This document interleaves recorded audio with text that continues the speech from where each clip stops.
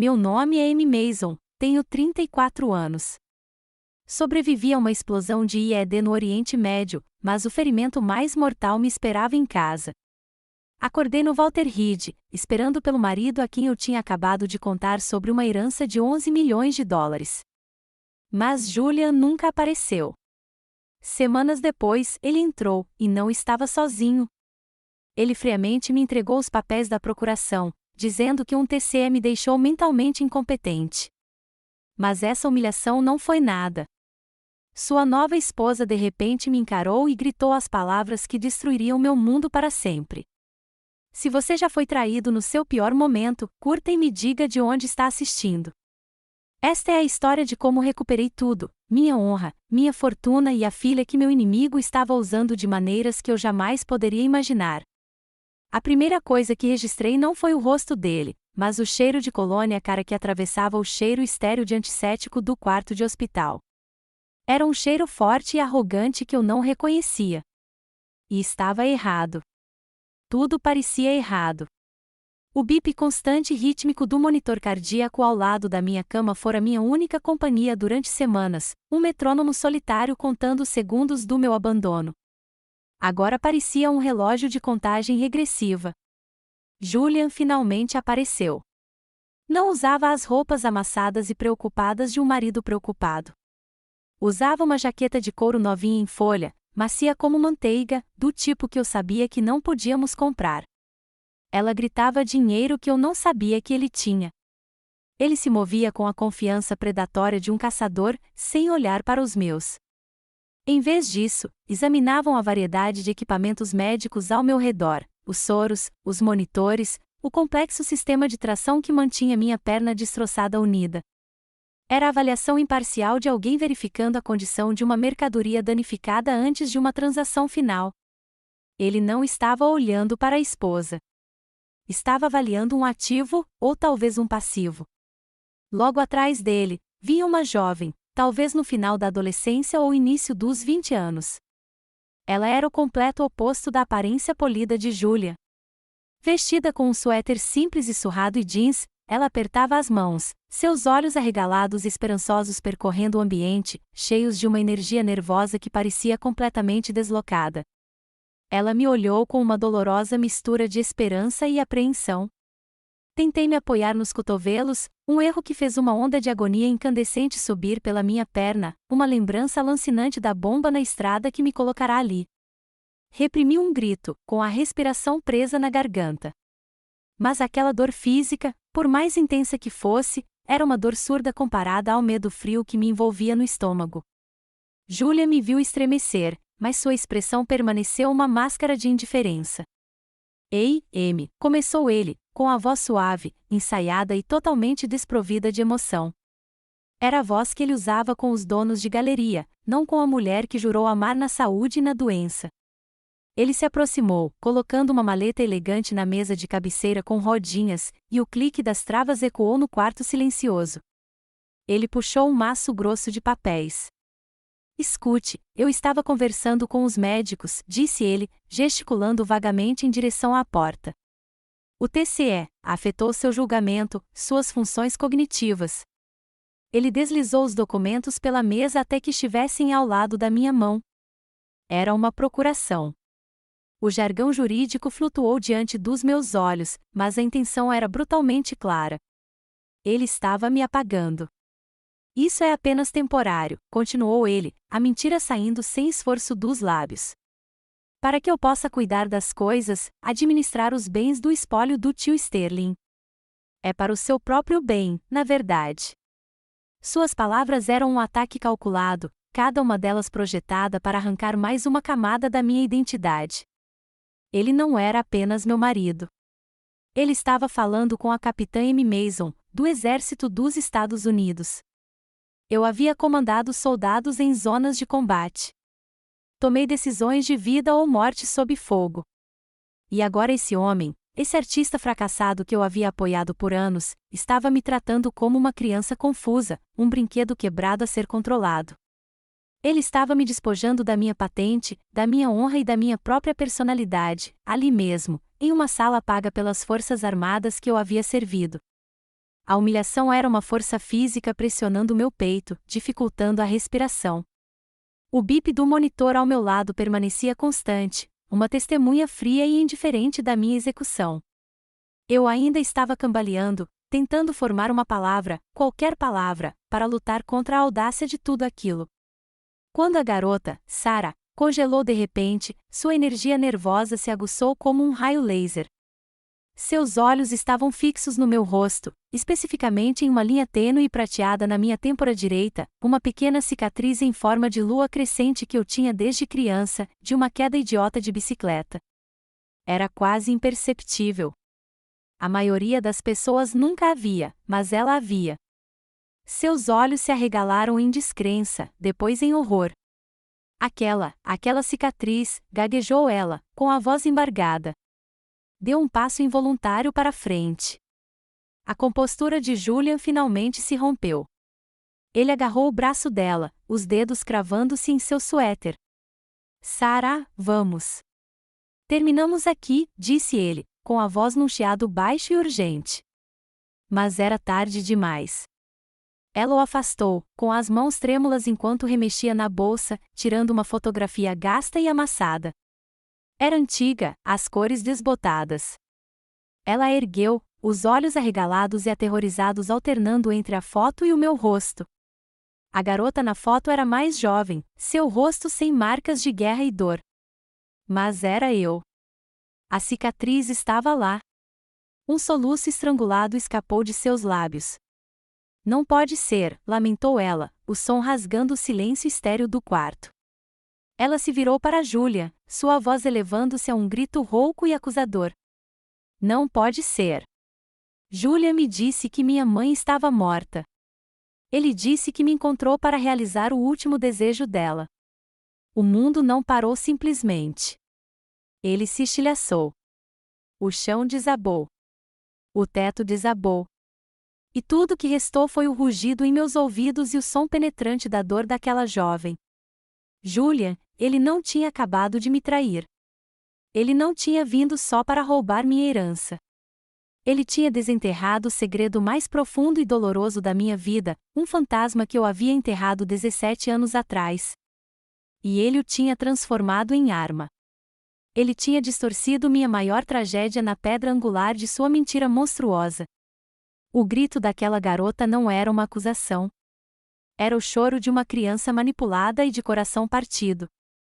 Meus olhos encontraram os de Julia e, pela primeira vez, não vi o homem com quem havia me casado. Vi um monstro.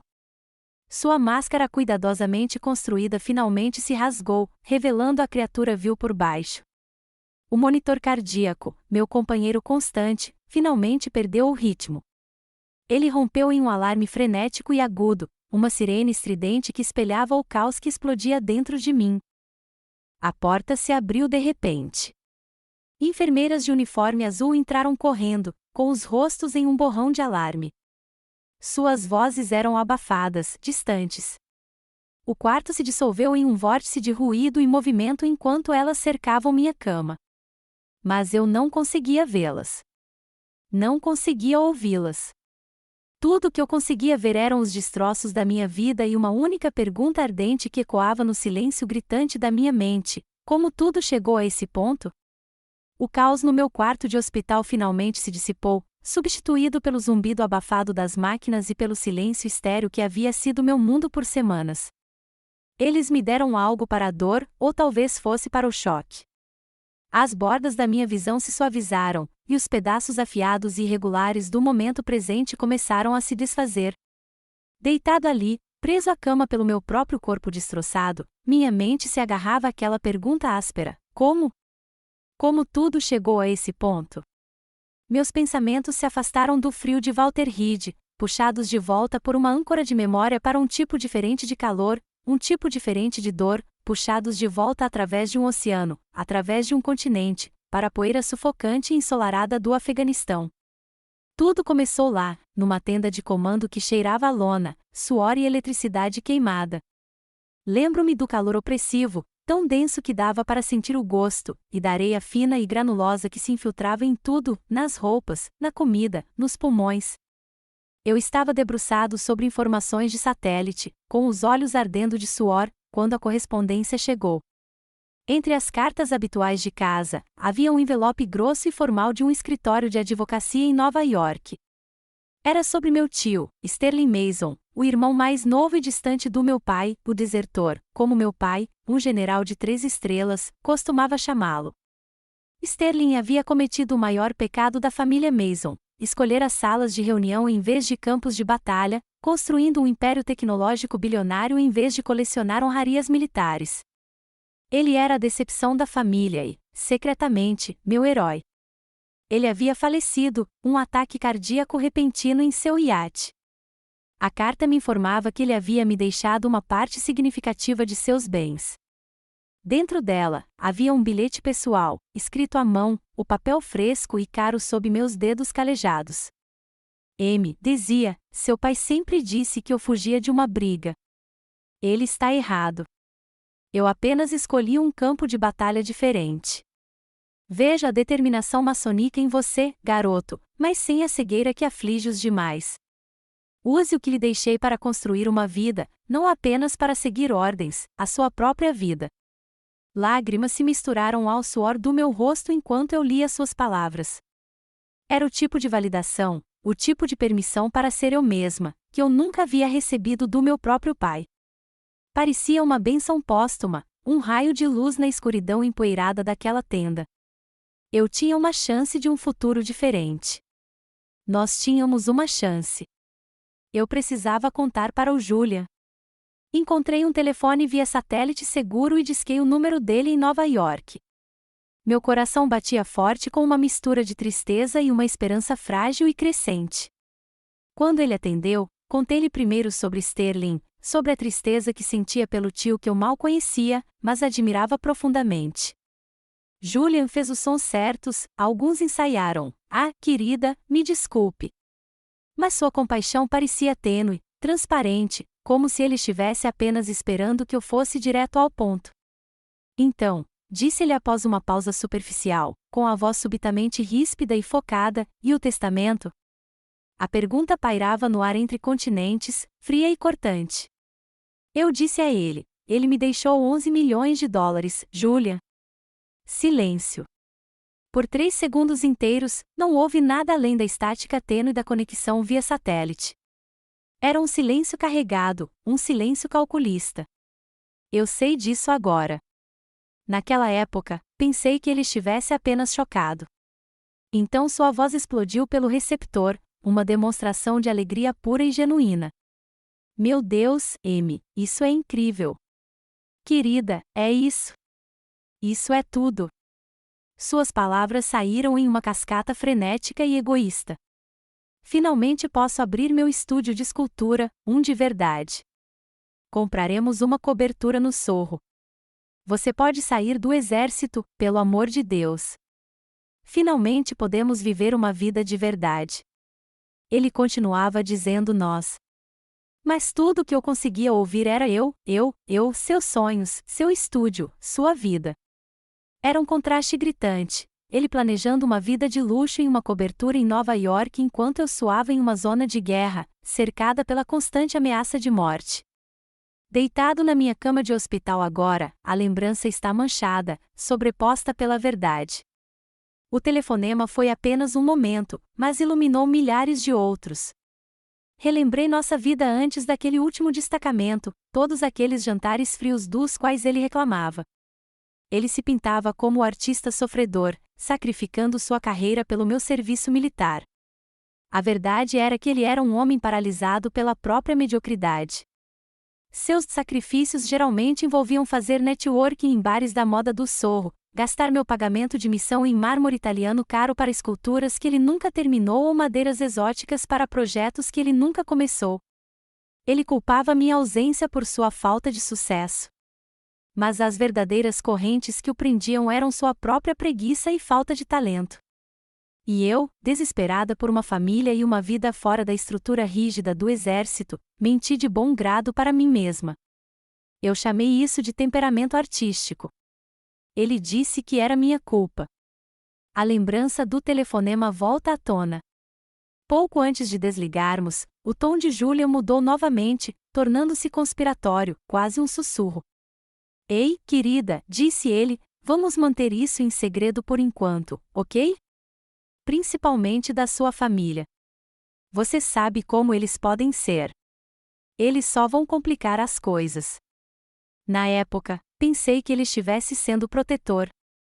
Meu pai, o general, certamente teria visto o dinheiro como uma influência corruptora, uma distração do meu dever.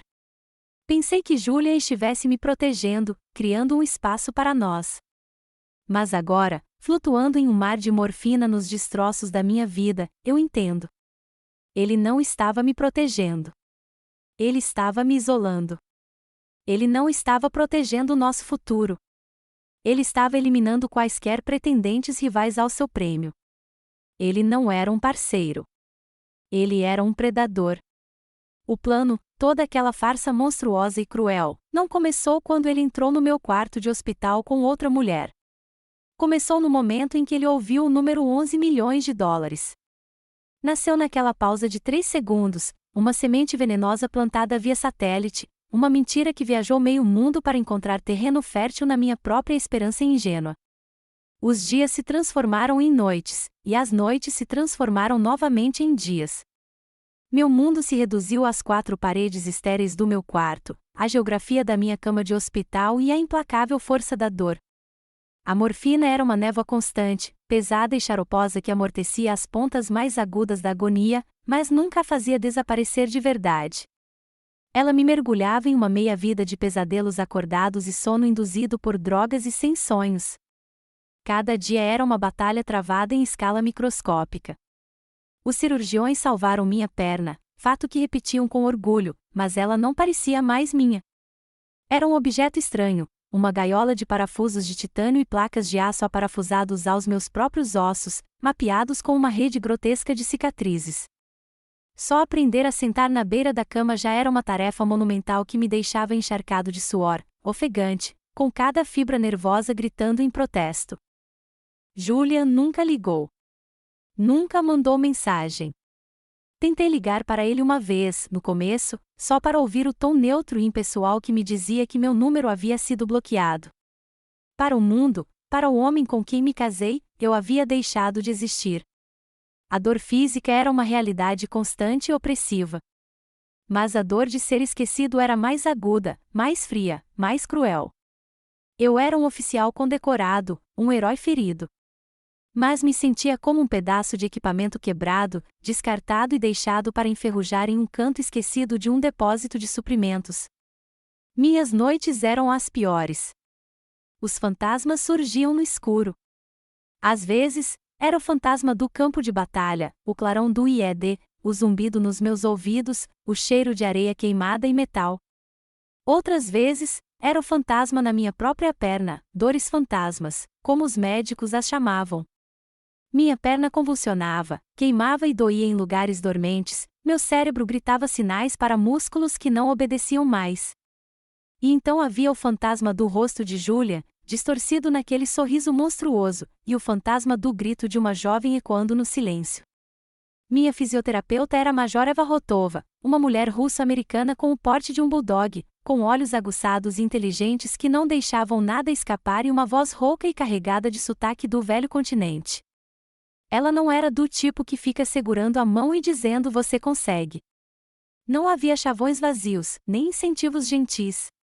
Ela era toda profissional. Suas mãos, porém, apesar de toda a força, eram surpreendentemente gentis enquanto ela manipulava minha perna arruinada, testando qualquer sinal de reação. Ela me levou ao meu limite absoluto, e depois um passo além. Dor é a fraqueza abandonando o corpo, capitão, ela dizia, com a voz grave e rouca enquanto eu lutava para levantar a perna 1 centímetro sequer. Ela viu o vazio nos meus olhos, o olhar vazio de um soldado que havia se rendido. Era um olhar mais perigoso do que qualquer ferimento físico, e ela o reconheceu instantaneamente. Certa noite, muito depois do término do seu turno, Eva entrou no meu quarto.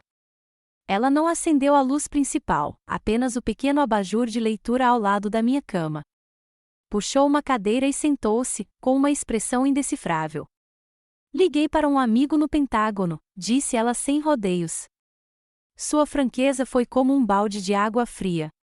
Mandei ele verificar seu histórico de serviço. Ela fez uma pausa, deixando as palavras pairarem no ar. Seu status oficial é Kia, morto em combate. Olhei para ela, as palavras sem sentido. Morto? Mas eu estava aqui. Eu estava vivo. Seu marido, continuou ela, com a voz monótona e clínica, já recebeu o seu benefício por morte, o valor integral do seu seguro de vida SGLI.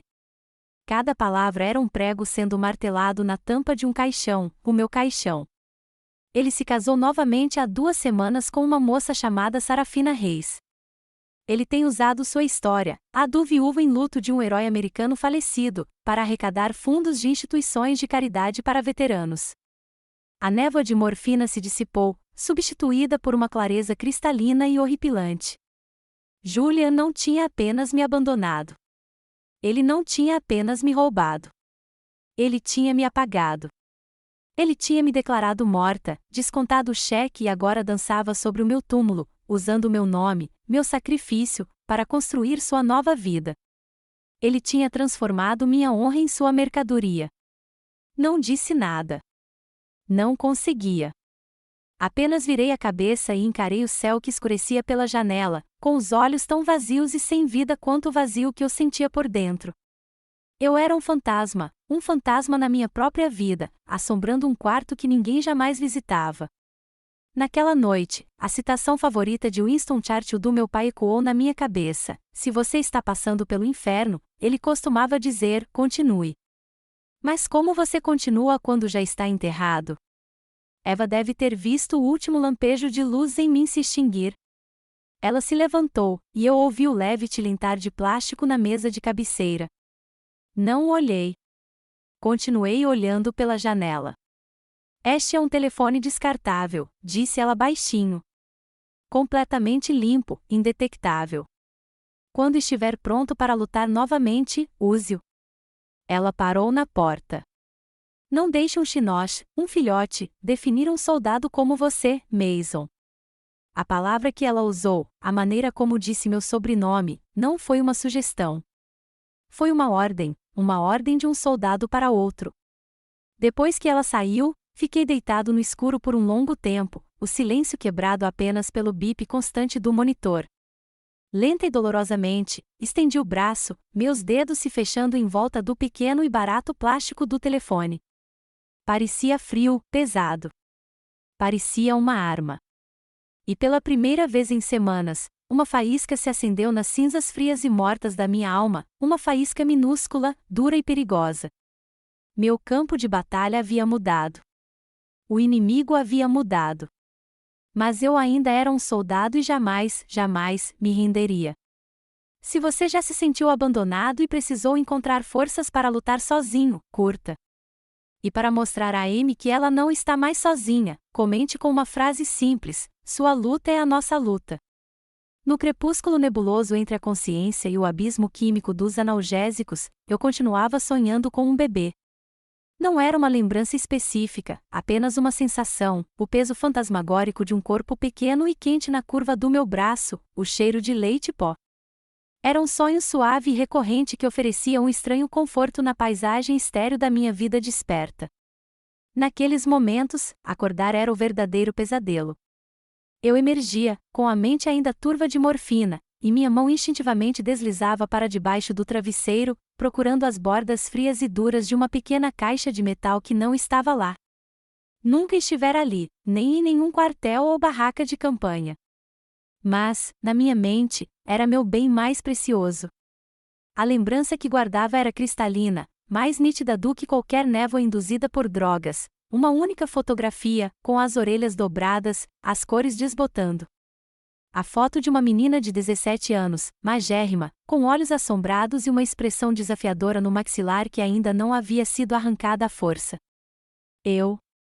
Em seus braços, ela segurava uma recém-nascida envolta em panos, minha filha. Aquela fotografia era a única prova de que ela existira, a única prova do segredo que havia partido minha vida em duas. O sonho se dissolveu e a lembrança tomou seu lugar, me levando de volta a uma cidadezinha sufocante no alto centro-oeste americano no final dos anos 90. Era um lugar onde a tradição era lei e o medo do escândalo era uma força física, tão real quanto os ventos cortantes do inverno. Para a família Mason, honra e reputação eram tudo. E eu, filha do general William Mason, havia trazido a desgraça à sua porta. Meu pai não gritou. Nunca gritou. Deu seu veredito com a autoridade fria e imparcial que usava para enviar homens à batalha. Sentado atrás de sua grande mesa de mogno, em uniforme de gala, expôs o plano operacional. O bebê, disse ele, era um erro a ser apagado, um erro de julgamento a ser corrigido rápida e silenciosamente. Ele já havia tomado as providências, uma adoção particular por meio de uma agência discreta, sem registros, sem nomes, uma ruptura completa. Não há lugar para desgraça na família Mason, disse ele, com a voz tão dura e inflexível quanto as medalhas em seu peito. Não foi uma discussão. Foi uma ordem direta. Lembro-me de olhar para minha mãe. Ela estava parada perto da janela, de costas para nós, os ombros tremendo com lágrimas silenciosas e inúteis. Ela era uma boa mulher, mas antes de tudo era esposa de um general. Ela jamais o desafiaria. Eu estava por minha conta. O dia em que a enfermeira veio buscá-la é um momento congelado no tempo, o vazio oco e doloroso em meus braços, onde ela estivera momentos antes. A finalidade daquilo era absoluta. Meu pai estava parado na porta, uma sentinela zelando pela honra da família. Ele me fez prometer naquele momento que eu nunca tentaria encontrá-la. Seu futuro é o exército, M, disse ele, com um olhar desprovido de qualquer calor paternal. Você servirá com distinção. Você nos deixará orgulhosos. Não deixe que esse erro do passado destrua a vida que planejamos para você. Essa promessa tornou-se minha penitência, um peso de chumbo que carreguei na alma por 17 anos. Alistei-me no exército, não apenas para servir, mas para espiar. Ofereci-me para as missões mais difíceis, esforcei-me mais do que qualquer um, tudo numa tentativa desesperada de me tornar o soldado perfeito que ele exigia. Eu estava tentando provar que meu sacrifício, que o sacrifício dela, valerá a pena, que eu era digno do nome maçom, mesmo com a mancha indelével do meu segredo. O exército se tornou minha vida, minha identidade, meu escudo, um mundo de ordens e objetivos em preto e branco. Não havia espaço para as confusas áreas cinzentas das emoções. Até Julia. Foi durante uma curta licença nos Estados Unidos. Ele era tudo o que o meu mundo não era, um artista freelancer, caótico, apaixonado, livre. Onde meu pai via regulamentos, Julian via inspiração. Ele não se importava com minha patente ou sobrenome. Ele olhou para mim e viu uma mulher, não um soldado, elogiando o jeito como eu ria, o jeito como meu cabelo refletia a luz. Ele preencheu o vazio criado pelo amor condicional da minha família. Eu me agarrei a ele, ao seu afeto fácil e às promessas de um tipo diferente de vida, uma vida onde eu pudesse ser amada por quem eu era, não pelo uniforme que vestia. Eu acreditava, de todo o coração, que esta era a minha chance de construir a única coisa que eu desejava acima de tudo, uma família de verdade. Certa noite, depois de muito vinho e num momento de profunda vulnerabilidade, contei-lhe tudo, sobre o bebê, a promessa, a culpa que carregava todos os dias. A confissão que eu nunca havia dito em voz alta veio à tona. Ele não se mexeu. Apenas me abraçou, acariciando meus cabelos enquanto eu chorava. Sussurrou que me amava, que meu passado não importava, que ele seria a família que eu nunca tive. Eu não sabia na época, mas, ao buscar conforto, entreguei ao meu maior inimigo a arma que um dia me destruiria. Agora, de volta à dura realidade de Walter Reed, as peças se encaixaram com uma finalidade horripilante e repugnante. O rosto de Sarah, contorcido naquele grito, Julia me disse que minha mãe estava morta. Ele disse que me encontrou para realizar o último desejo dela. A constatação me atingiu com a força de um golpe físico, uma dor muito mais profunda do que a explosão do IED. Julia não tinha apenas encontrado minha filha, ele a estava usando. Ele estava manipulando a dor dela por uma mãe que ela nunca conheceu, distorcendo minha própria vergonha secreta como uma ferramenta para sua ganância. A traição não era mais pelos 11 milhões de dólares. Não era mais pelo nosso casamento desfeito ou pelas mentiras que ele contou. Era uma violação em um nível que eu não conseguia compreender. Ele havia tomado a parte mais sagrada e dolorosa da minha história e a profanado. E naquele momento, algo dentro de mim mudou. A culpa que carreguei por 17 anos, aquele peso de chumbo, começou a se transformar. Não havia desaparecido, mas estava se transmutando, endurecendo em algo frio e cortante. Era raiva, e era propósito. Não era mais uma luta pelo meu dinheiro ou pela minha honra. Era uma missão de resgate. Tratava-se de salvar a filha que eu fora forçado a abandonar. O pensamento me encheu de uma agonia de culpa, mas, por baixo dela, uma força poderosa e eletrizante percorreu minhas veias. Era um motivo para suportar a dor, para superar a fisioterapia extenuante, para lutar para sair daquela cama. Eu tinha que viver. Eu tinha que ficar forte. Eu tinha que resgatar minha filha. A raiva não se dissipou. Ela se acumulou, brilhando quente e constante como as brasas de um fogo que não se apagava. Pela primeira vez desde que acordei neste hospital, eu tinha uma missão. A dor na minha perna ainda era uma realidade torturante. A tristeza ainda era uma dor oca no meu peito. Mas elas não eram mais o foco. Eram apenas as condições em campo. E um bom soldado sempre se adapta às condições em campo. Minha mão, firme e segura, pegou o telefone descartável que Eva havia me deixado. O plástico parecia sólido, um elo tangível com o mundo do qual eu havia sido separada. Não hesitei.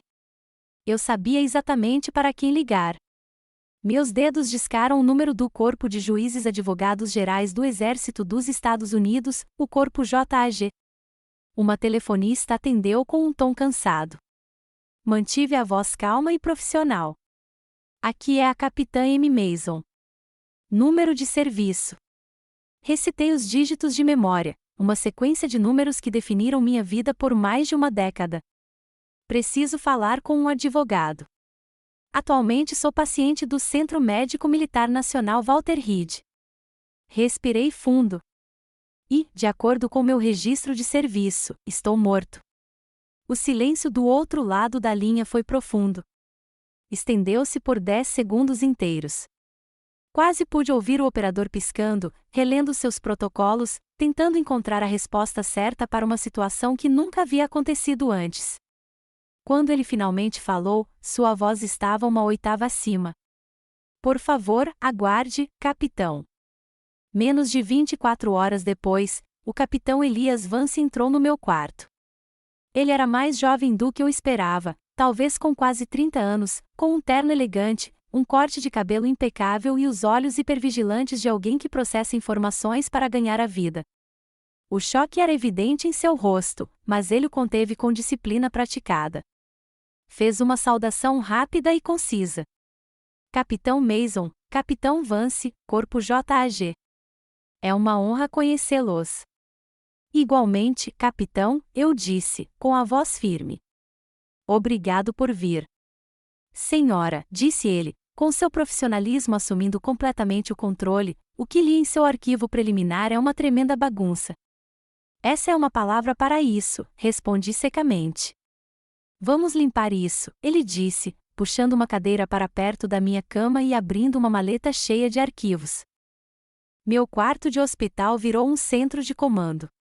A sala de fisioterapia, com seu grande quadro branco móvel, virou minha sala de briefing. Com a ajuda de Vance, pedi a uma das enfermeiras alguns marcadores de quadro branco. Entre sessões exaustivas de aprender a colocar peso na minha perna quebrada, Vance e eu planejamos meu contra-ataque. Tracei uma linha no centro do quadro. De um lado, escrevi Forças Amigas.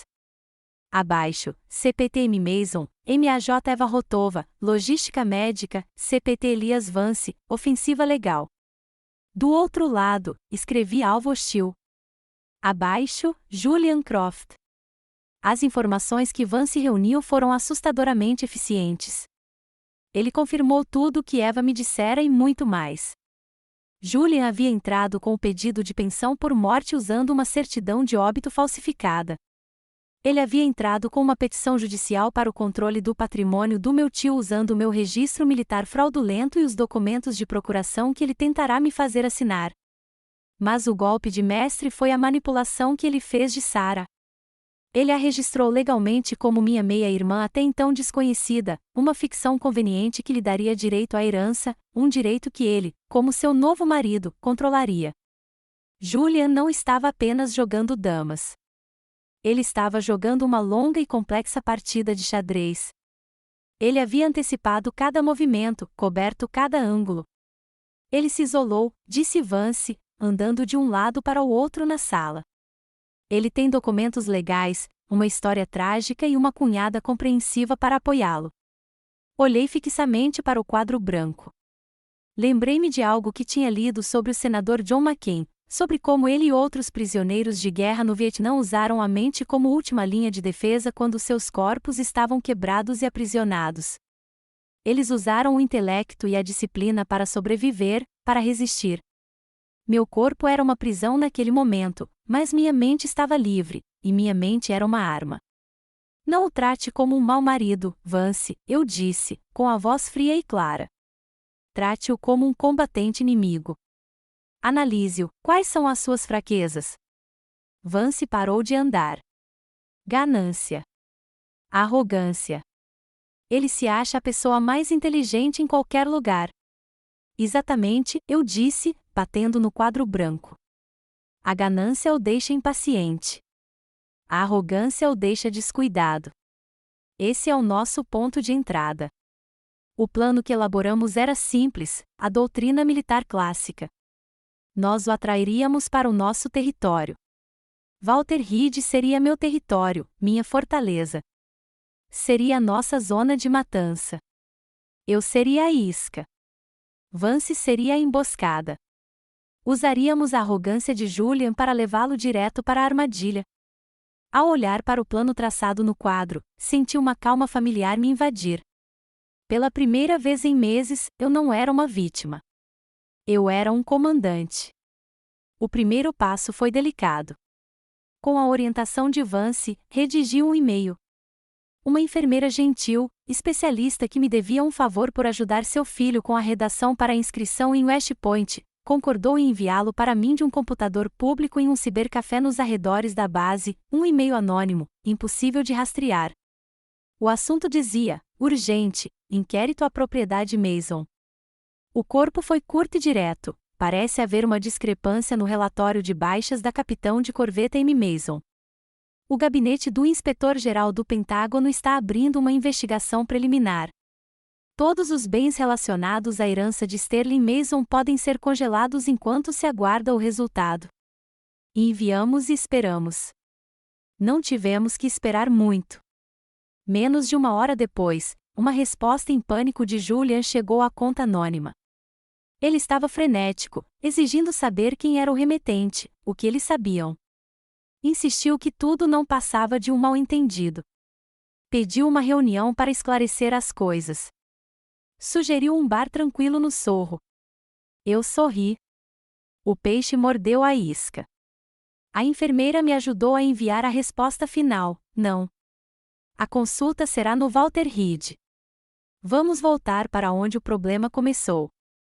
No dia da reunião, pedi a uma das enfermeiras que me ajudasse a me arrumar, não com o avental padrão do hospital, mas com minhas próprias roupas, calças pretas simples e uma camisa lisa.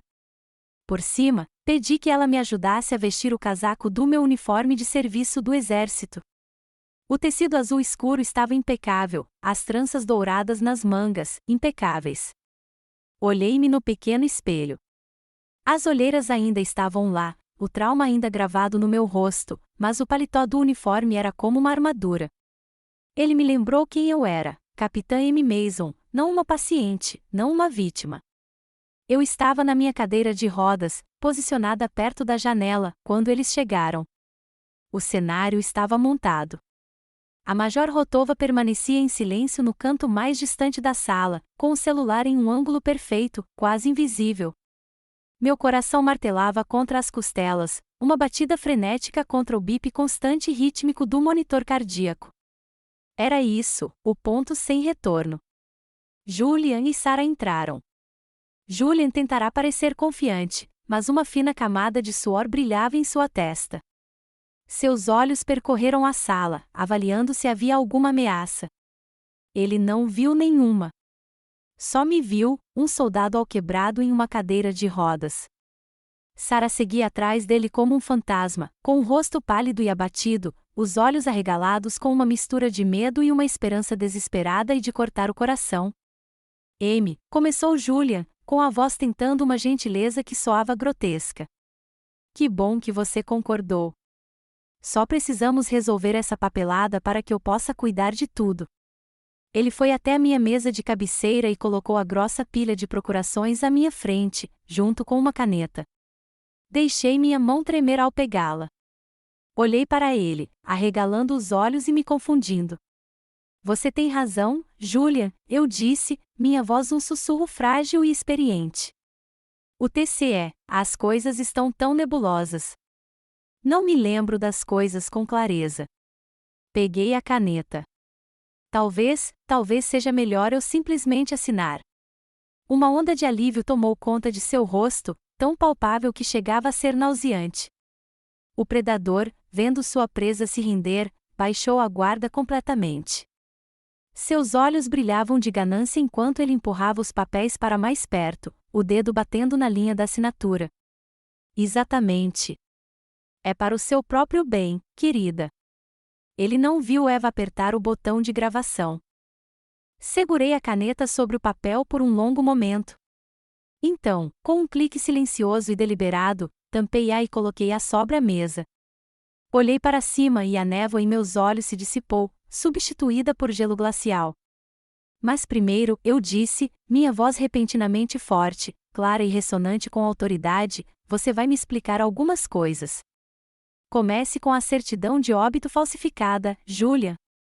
Depois, podemos passar para os benefícios por morte que você recebeu ilegalmente. Para o grande finale, você pode me contar tudo sobre seu casamento bígamo com esta jovem aqui. A cor desapareceu do rosto de Julia. Ele congelou, a boca entreaberta, uma estátua de puro pânico. No mesmo instante, a porta do meu quarto se abriu. O capitão Elias Vance entrou, com uma expressão sombria e resoluta. Atrás dele estavam dois policiais militares uniformizados, cuja presença preenchia a porta, sólida e imóvel. Julian Croft, a voz de Vance cortou o silêncio atordoado, ríspida e autoritária. Você está preso por fraude, falsificação de documentos militares oficiais e bigamia. O caos se instalou. Julian recuou, gaguejando. Isso é loucura. Ela está delirando. O TCE mexeu com o cérebro dela, eu te disse. Ele apontou um dedo trêmulo para mim. É ela quem deveria estar presa. Mas ninguém o ouvia. Sarah, que estivera silenciosa e encolhida ao fundo, agora olhava, petrificada, para a parede em frente à minha cama. Seguindo minhas instruções, uma enfermeira havia pendurado ali uma única fotografia emoldurada mais cedo naquela manhã, uma foto antiga da família Mason, meu pai em seu uniforme de general, minha mãe e eu, adolescente, desajeitada e séria. Seus olhos se voltaram da foto para mim, depois para mim novamente. Sua mão foi até o medalhão e em volta do pescoço. Com dedos trêmulos, ela o abriu, revelando uma pequena fotografia desgastada dentro, a foto de uma garota de 17 anos segurando um bebê recém-nascido. Ela estendeu o medalhão, comparando o rosto em sua pequena foto com o da adolescente na moldura na parede. Eles eram iguais. É você, ela sussurrou, as palavras quase inaudíveis. Virou-se para Julia, a voz elevando-se a um grito abafado. A foto que você me deu da minha mãe, era ela. A última peça do quebra-cabeça se encaixou, e a pura maldade do seu plano me deixou sem fôlego. Não era só o fato de ele ter encontrado minha filha. Aquilo era só o começo. Isso mesmo, disse Vance, dando um passo à frente. Ele ergueu uma pasta. De acordo com o relatório do investigador particular que o senhor contratou, Sr. Croft, o senhor descobriu o segredo da capitã Mason. Encontrou a filha dela, Sarah, mas, em vez da verdade, alimentou-a com uma fantasia. Mostrou a ela uma foto da própria mãe, alegou que ela estava morta e que estava realizando seu último desejo de encontrar a filha há muito perdida. As palavras de Vance foram como golpes de martelo, cada um demolindo a última das mentiras de Julia. Você se fez de viúva enlutado para o mundo e de mensageiro heróico para Sarah. Você se casou com ela para obter controle legal absoluto sobre ela e, por meio dela, qualquer direito que ela pudesse ter sobre a propriedade Mason. Ela nunca foi uma pessoa para você. Ela era apenas um peão. Um soluço terrível e gutural escapou de Sarah quando todo o peso da mentira a atingiu. Ela desabou em uma cadeira, o corpo tremendo de dor incontrolável. Ela não havia sido enganada. Toda a sua identidade, toda a sua busca pela mãe, havia sido uma fraude cuidadosamente construída. Julia então se lançou em minha direção, seu rosto uma máscara de pura e desesperada fúria. Sua vadia, gritou ele. Ele não conseguiu. Os dois policiais se moveram com rapidez e eficiência, agarrando seus braços e jogando-o contra a parede. O clique metálico e agudo das algemas se fechando ecoou no quarto silencioso. Ele ainda gritava, ainda vomitava ameaças e negações, enquanto o arrastavam para fora, sua fúria patética se esvaindo pelo corredor. O quarto estava silencioso, exceto pelo som do choro de Sarah e pelo bip-bip-bip constante e calmo do monitor cardíaco. Eu venci. Se você acredita que a verdade é a arma suprema, curta. E para celebrar este momento de justiça, comente com uma palavra simples que diz tudo: checkmate. No momento em que os policiais arrastaram Julian para fora da sala, foi como se todo o som do mundo tivesse sido sugado junto com ele. Seus gritos patéticos e esmaecidos foram substituídos por um silêncio tão pesado, tão profundo, que parecia mais alto do que o caos que acabará de terminar. O alarme frenético e agudo do monitor cardíaco havia sido silenciado por uma enfermeira, restando apenas o bip constante e rítmico que agora parecia contar os segundos daquela estranha nova realidade. A adrenalina que havia incendiado minhas veias durante a última hora desapareceu e, em seu lugar, uma exaustão profunda se instalou em mim. Era um peso maior que minha perna destroçada, mais pesado que a fadiga do combate. A luta havia terminado. Eu havia vencido. Mas a vitória tinha gosto de cinza na minha boca. Meu olhar se voltou para a jovem encolhida na cadeira do outro lado da sala, Sarah, minha filha. Ela balançava levemente para frente e para trás, o rosto enterrado nas mãos, os ombros tremendo com soluços silenciosos e entrecortados. E senti um novo tipo de peso se apossar de mim, não de uma batalha, mas de responsabilidade. Capitão Vance, sempre profissional, quebrou o silêncio. Pigarreou suavemente. Capitão Mason, disse ele, com a voz suave, mas firme, acabou. Ele está sob custódia. Ele se aproximou, seus sapatos engraxados fazendo sons suaves no piso de linóleo. Ele enfrentará uma corte marcial por seus crimes contra os militares e um tribunal civil por fraude e bigamia. Com as provas que temos, ele pode pegar uma longa pena atrás das grades. O casamento dele com sua filha será legalmente anulado. Ele não poderá machucar nenhum de vocês nunca mais. Minha filha. As palavras pairavam no ar estéril entre nós. Soavam estrangeiras, como uma língua que eu não falava há 17 anos, uma vida inteira atrás. Olhei para a menina chorando, uma estranha que compartilhava meu sangue, e a realidade das palavras de Vance pareceu dolorosamente distante e assustadoramente próxima. Eu tinha vencido a batalha, mas a guerra, esta nova e indefinida guerra, estava apenas começando. A Major Rotova apertou meu ombro com firmeza e segurança. Vou deixá-lo, disse ela, com seu sotaque russo-americano um ronco reconfortante. Esta é uma conversa para a família. Ela e Vance trocaram um olhar, e ele assentiu, lançando-me um último olhar respeitoso antes de ambos saírem silenciosamente da sala, deixando-nos sozinhos no final. O silêncio que retornou foi diferente. Era constrangedor, cheio de perguntas não formuladas e 17 anos de vazio. Tudo o que eu conseguia ouvir era o choro abafado de Sarah. Eu não sabia o que fazer. O que uma mãe diz à filha que ela entregou? Que palavras poderiam transpor um abismo tão grande? Lembrei-me de uma citação que um capelão me disse certa vez, Durante um período particularmente sombrio em Kandahar, a verdade o libertará, mas primeiro o tornará miserável. Eu estava livre de Julia, mas a miséria era um cobertor grosso que sufocava o ambiente. Lentamente, levei minha cadeira para mais perto dela. Cada empurrão nas rodas era monumental. Quando estava a poucos metros de distância, parei. Minha mente, normalmente tão clara com objetivos táticos, estava completamente vazia. Tudo que consegui pensar em perguntar foi a pergunta mais básica e primária de uma mãe. Ele já te machucou, Sarah? Minha voz estava rouca, desconhecida para os meus ouvidos. Ela balançou a cabeça, sem olhar para cima. Sua voz era um sussurro engasgado, entrecortado por soluços. Não, não assim. Ela finalmente levantou a cabeça, e seus olhos, vermelhos e cheios de lágrimas, encontraram os meus. Estavam cheios de tanta confusão, tanta dor. Eu não sei como te chamar, gaguejou ela. A sinceridade crua daquilo era uma facada no coração. Minha mãe, meus pais, aqueles que me criaram, são pessoas maravilhosas. Eu estava tão curiosa sobre de onde eu vinha. Suas palavras não eram uma acusação, mas pareciam uma.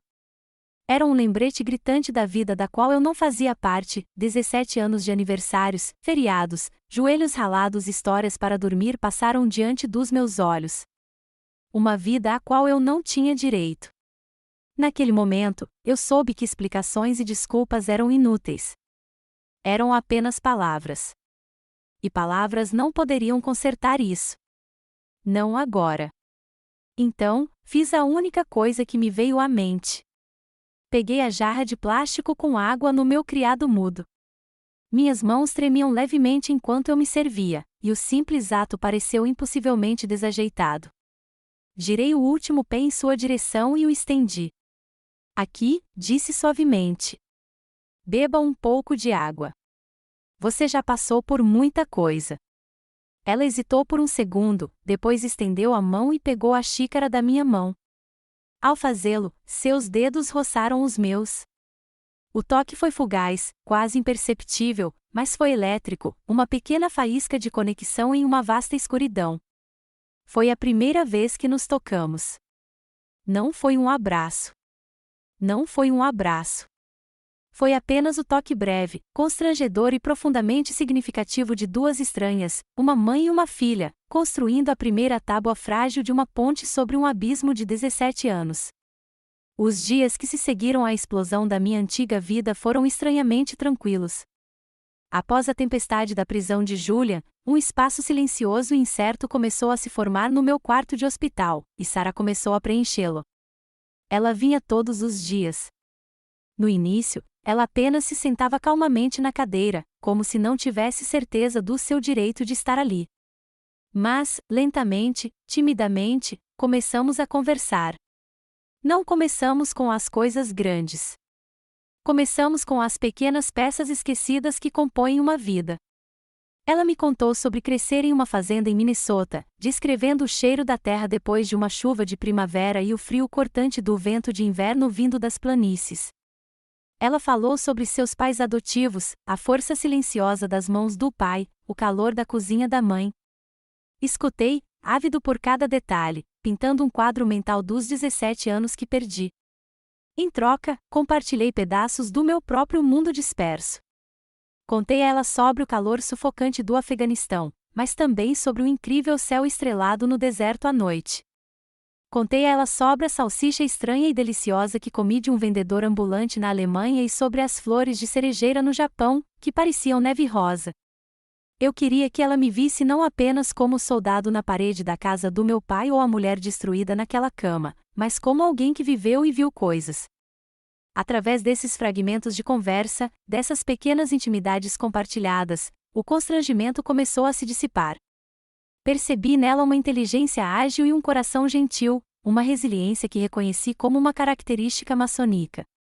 E acho que, pela primeira vez, ela começou a enxergar a mulher por trás do uniforme, a mãe por trás do mito. Certa tarde, quando o sol lançava longas sombras sobre o quarto, ela me encarou diretamente, com um olhar firme. fez a pergunta que eu temia desde o momento em que a vi. Por quê? A única palavra pairou no ar, carregada com o peso de uma dor silenciosa. A sala estava silenciosa, exceto pelo zumbido suave do equipamento médico.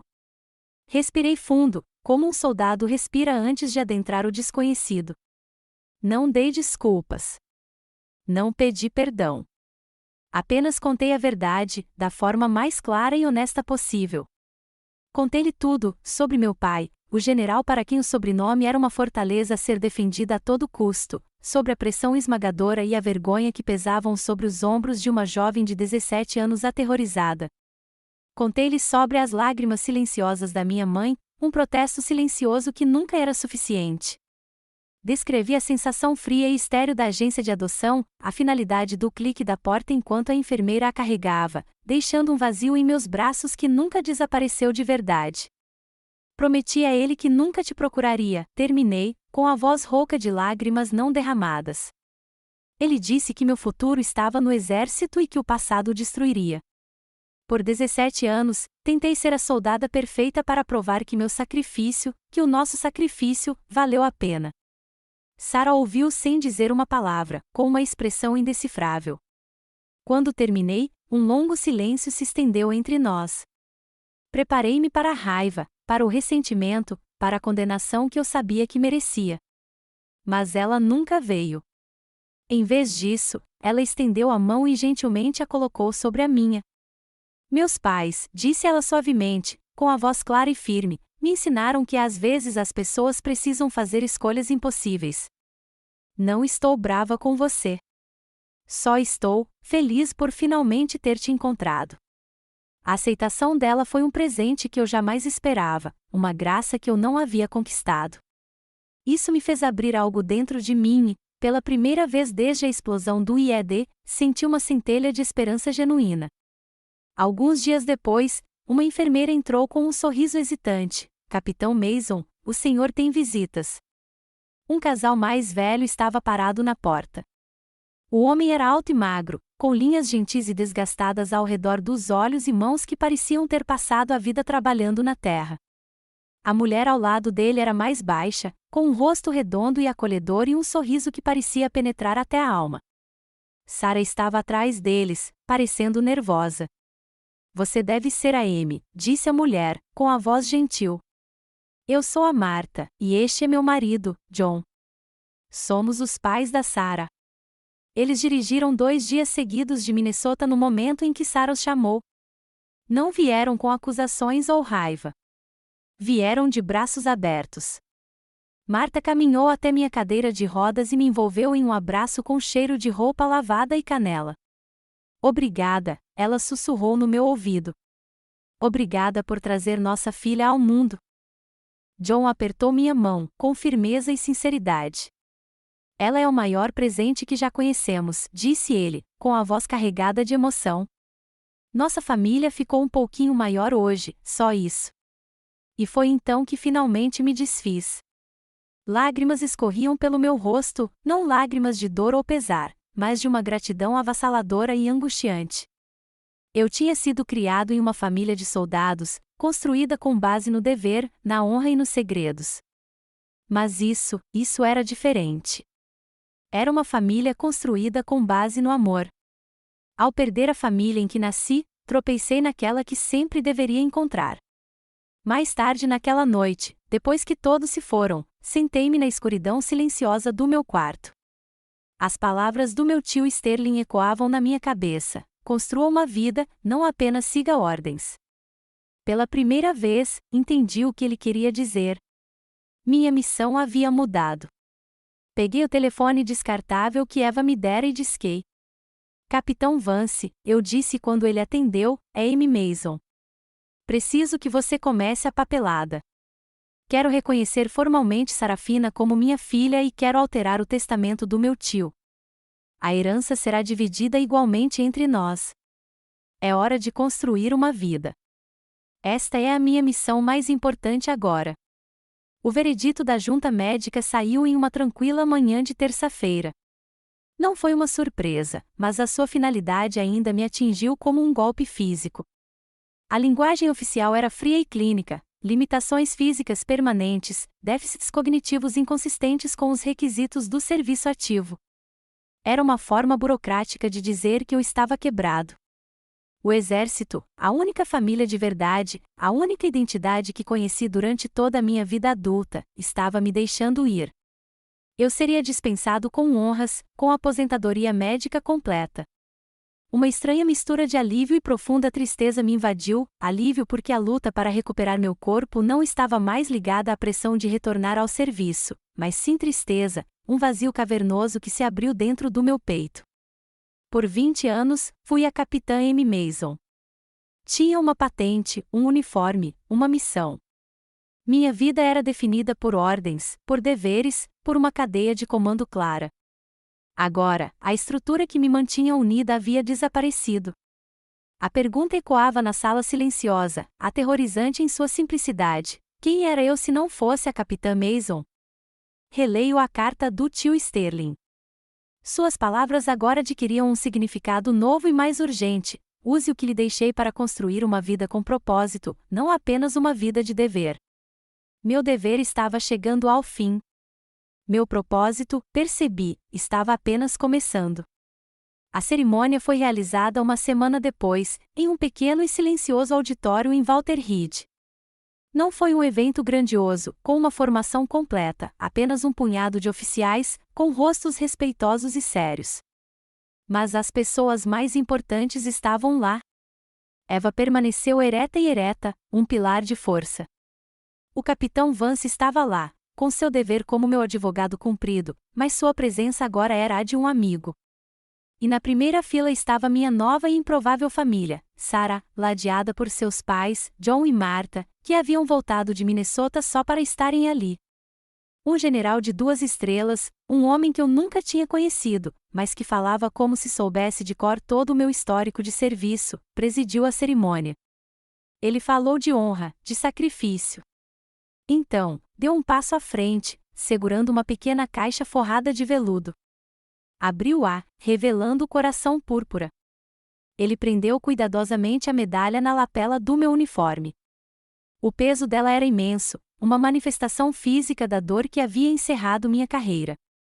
É a única medalha que nenhum soldado jamais deseja ganhar. Então veio a bandeira. 2 soldados da guarda de honra, com movimentos precisos e perfeitamente sincronizados, desdobraram a bandeira americana em toda a sua glória. Eles a seguraram esticada entre si, um mar de estrelas e listras.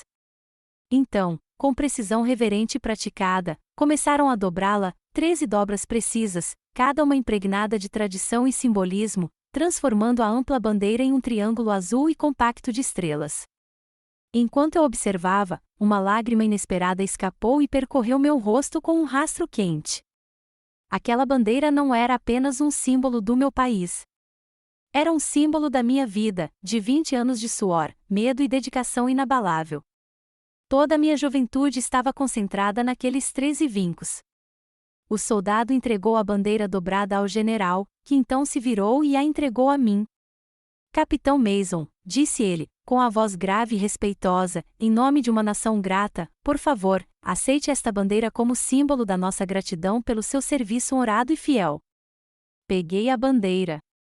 O peso dela era real, sólido. Eu segurava a obra da minha vida no colo. E naquele momento, olhando para o triângulo azul nítido, eu sabia o que tinha que fazer. Este legado não era mais só meu. Virei minha cadeira de rodas para encarar minha filha. Sarah me olhou com os olhos arregalados, sentindo a mudança na sala. Estendi a bandeira para ela. A missão da mamãe acabou, eu disse, e a palavra mãe soou mais natural, mais correta do que capitã jamais parecerá.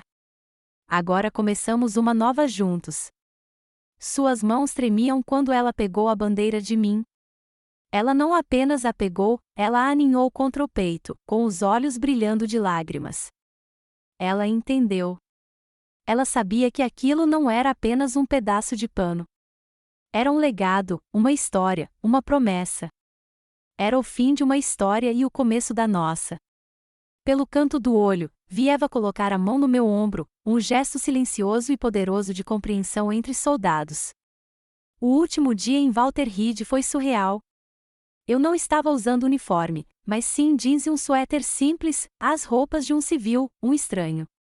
Sarah arrumou as últimas coisas enquanto eu estava sentado na cadeira de rodas, com a bandeira dobrada no meu colo. Sarah empurrou minha cadeira pelos longos e estéreis corredores pela última vez. Passamos pela sala de fisioterapia onde eu suara e xingara, pelo pequeno auditório onde minha carreira havia oficialmente encerrado, pela sala onde meu mundo fora desfeito e, então, milagrosamente, reconstruído de uma forma nova e inesperada. Quando chegamos à entrada principal, as portas automáticas de vidro se abriram e o ar fresco do outono atingiu meu rosto. Liberdade. Cheirava a terra úmida e folhas em decomposição.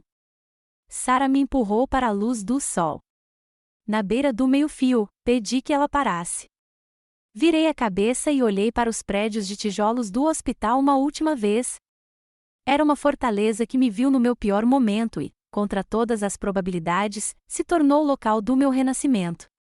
Respirei fundo, tremendo, o ar livre. Era aterrorizante, mas também repleto de uma esperança silenciosa e emocionante. A estrada à frente era uma página em branco, sem mapa, sem ordens, sem resumo da missão. Só eu e minha filha.